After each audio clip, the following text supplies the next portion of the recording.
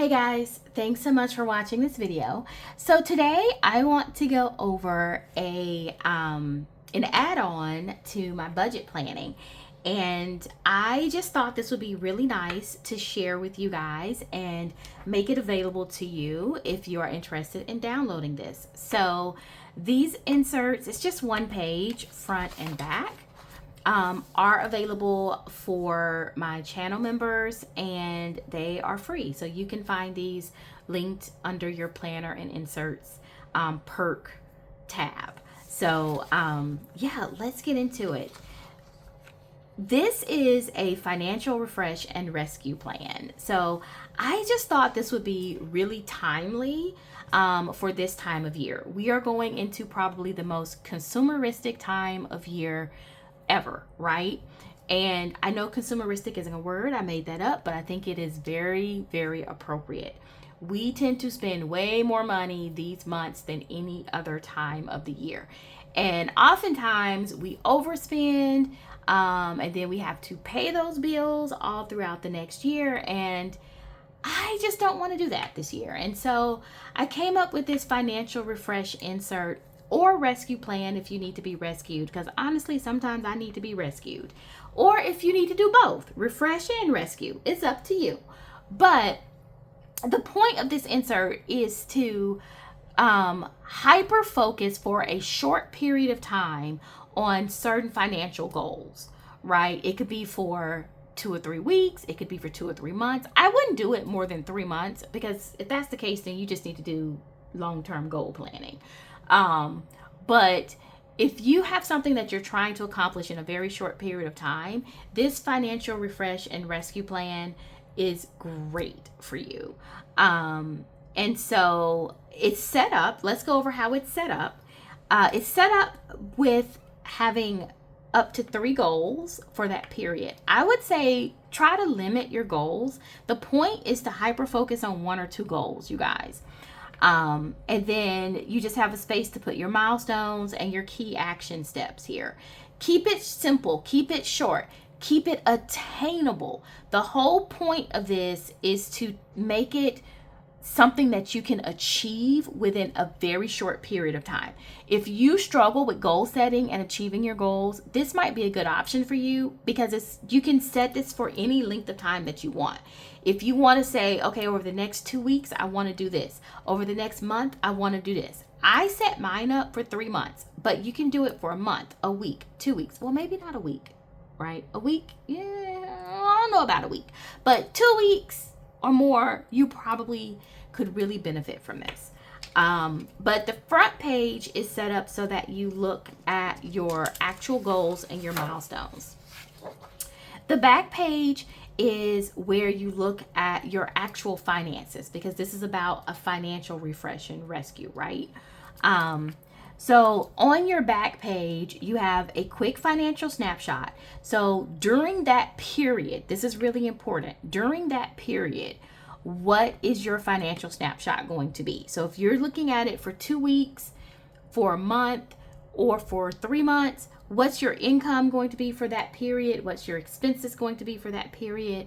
That's what you want to focus on only for that period, because you're looking to accomplish something within a certain time frame. And then you have a space to list your major expenses, your major purchases, and your savings. I would suggest that you don't use this like a normal budget. Don't put like your light bill on there, unless that's a part of your financial refresh. Now, if that's a part of your refresh, put it on there, but don't put your everyday expenses. That's not what this is for, right? You include those up here, but that's not really what this is for. This is for, like, if you're saying for the next month, I want to do XYZ. Okay, what major expenses are coming up on that during that next month that might be a roadblock or a challenge or a barrier or just something you need to do during that next month? What major purchases are you going to buy during that next month? This is really time bound and it's super focused. And so you have 3 areas to do that. And then you also have a debt cram down. So this way, if you are planning to cram down your debt, within a period of time, which is one thing that I'm planning to do. You just have a very straightforward, no nonsense table to let you to track paying down that debt, again, within that time frame. It doesn't have interest rates, minimum payments, none of that. It's just what's your debt, how much are you going to pay, or how much did you pay toward that debt, and what's your ending balance during that time period. This is simple, straightforward. It is super, super focused, and I think it could be really beneficial. So I am going to show you how I did my financial refresh. This is the insert. It is a one-page double-sided insert. It will be linked down below if you are interested. Let's take a look at how I set mine up. Now, first let me say my time frame is actually going to be from November through January. I wanted to cover the holiday season and then roll over into the new year. So I did it for a 3-month time frame. Not necessarily a quarter, because the quarter ends in December. This is looking at all the crazy stuff I'm going to have to be spending for the next couple of months, and then how can I get myself set up well for January. That is my time frame, and that's what I felt like I needed a financial refresh on. And you can say a little bit of a rescue, I don't know, but that's the time frame I was working with. So I have 3 goals for that time frame. My first one is to pay down credit card debt and auto debt. I always like to have an extra pay down period at the end of the year. I just like to start the year as fresh as I can with revolving debt. Well, auto isn't revolving, but as much debt as I can. And then prep and file taxes.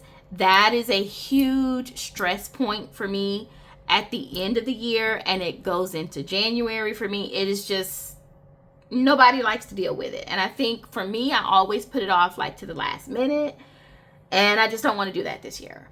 So getting my taxes prepped and filed, that's just, I need to do that for my financial well-being. And then build a 2026 savings starter. That is my third goal for this period.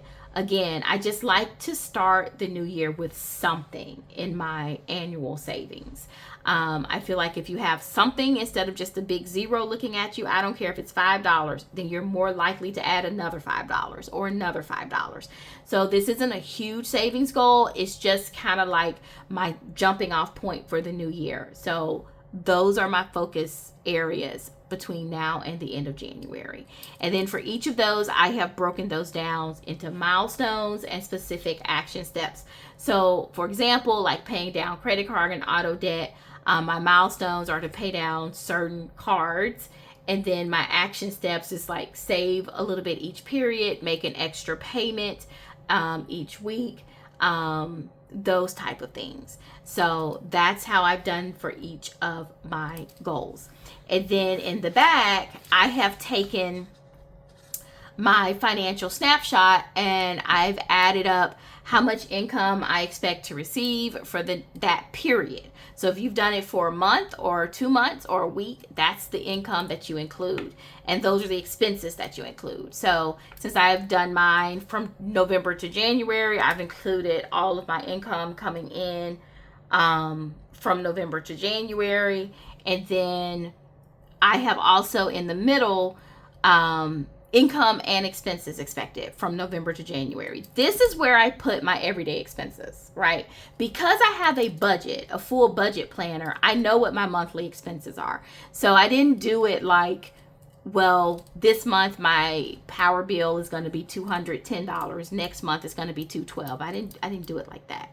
I looked at what my typical expenses are for the month because I keep a budget, so I know what that number is, and then I multiplied it times 3. Right, so this covers my basic expenses, and that's how I got that number because that's what I'm focusing on. And then this area is where I wrote down anything extra or extraordinary or out of the ordinary that may come up during that period. So, and that includes some of my pay down goals and things like that. But one of the things, for example, is Christmas. right? I have a budget for Christmas, which is not typically a part of my everyday expenses.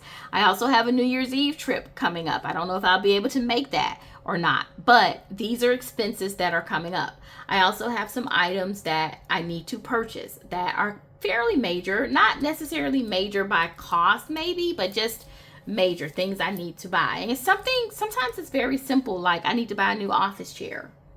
You know, I've been putting it off. You know, I desperately need a new office chair.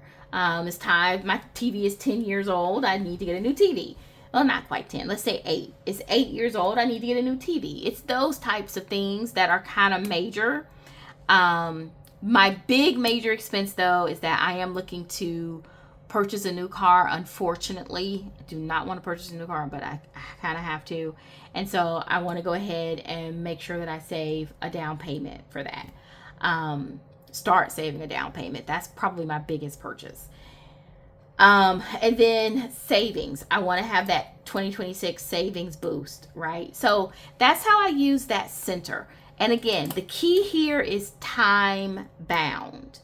What time frame are you working with? Okay. Then you have your debt crammed down. What you do is you come in here and you figure out which debt that you want to include for your cram down. For me, I am going to have probably a credit card, and my auto.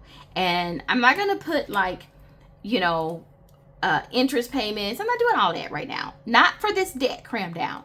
All this debt cram down is me saying between now and January, I'm going to make as many extra payments as possible to this debt to get it as low as possible. Hopefully down to zero.